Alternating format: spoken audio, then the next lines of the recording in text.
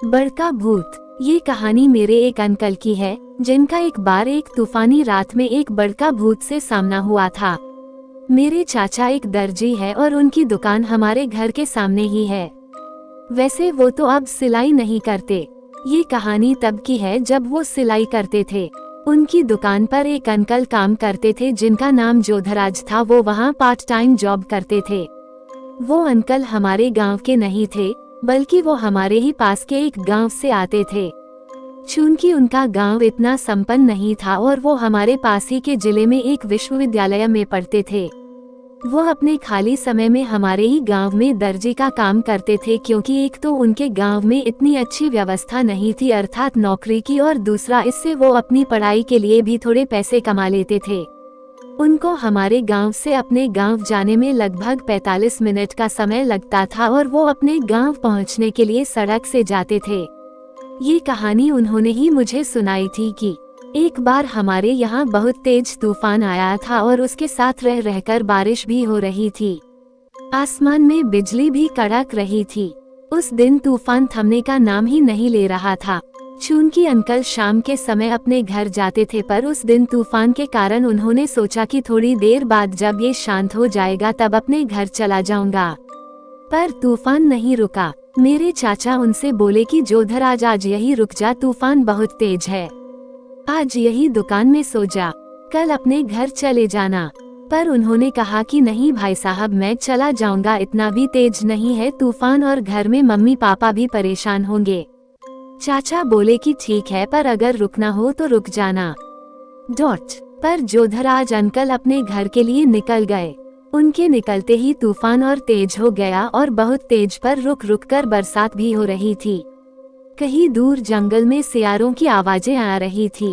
Uncle एक स्थान पर जाकर रुके। वहाँ पर दो रास्ते थे, दोनों ही गांव को जाते थे। पर सड़क वाला रास्ता थोड़ा लंबा था, लेकिन जंगल वाले रास्ते जल्दी गांव पहुंच जाऊंगा, यही सोचकर उन्होंने जंगल वाला रास्ता पकड़ लिया। उनके पास एक टार्च थी जो भी मर मर के ही रोशनी दे रही थी, पर आसमान में कड़क रही बिजली के बदौलत ही रास्ता दिखाई दे रहा था। चलते चलते वे यही सोच रहे थे कि आज रास्ता खत्म होने का नाम क्यों नहीं ले रहा है। वो चल ही रहे थे कि तभी उन्हें रास्ते में एक आदमी दिखाई दिया। उन्होंने सोचा कि जरूर गांव में जा रहा होगा, चलो सफर का साथी तो मिला, पूछता हूँ। इतना सोचकर वे उसके पीछे जाने लगे। उन्होंने गौर किया कि वह आदमी एक पैर से लंगड़ा के चल रहा था, साथ ही में उसका सर रास्ते के बाएं ओर जंगल के पेड़ों की तरफ था और उसकी गर्दन नीचे की ओर झुकी थी। उसको एक विचित्र आदमी कहना ज्यादा अच्छा होगा, क्योंकि उसकी हरकतें किसी भी तरीके से सामान्य इंसान से नहीं मिल रही थी। ये सब अंकल ने उसके व्यवहार में पाया। अंकल उसके पीछे पीछे चल रहे थे और उसे कड़कती बिजली के माध्यम से ही समझ पा रहे थे। उन्हें जिज्ञासा हुई कि यह आखिर कौन है, शायद गांव से ही तो नहीं, चल के देखा जाए। उन्होंने अपनी टार्च चालू की ताकि उसका चेहरा देख सके। वे जैसे ही उसके पास गए और उससे पलटने को कहा, वैसे ही उनकी टार्च बंद हो गई और एकदम से बिजली कड़क उठी। बिजली की रोशनी में उन्होंने उसका चेहरा देखा और वे एकदम से दूर जा गिरे। उनका शरीर मानो लकवाग्रस्त हो गया हो। उन्होंने देखा कि अब तक जिसे वो गांव का ही कोई आदमी समझ रहे थे वो उनका भ्रम था, क्योंकि यह तो कुछ और ही था। उसकी आंखों की जगहें दो बड़े बड़े छेद, मानो जैसे किसी ने दोनों आंखों को निकाल के बड़ा सा छेद कर दिया हो। उसका जबड़ा अपनी जगह से अलग होके एक तरफ लटक रहा था। उसमें से दांत साफ दिखाई दे रहे थे, पर दांत भी ऐसे थे कि काट ले तो सारा शरीर का मांस एक पल में निकाल दे। ये तो एक बड़का है, पर यह कैसे, ये सब तो बकवासें होती थी। पर धीरे धीरे वो उनकी तरफ ही बढ़ रहा था।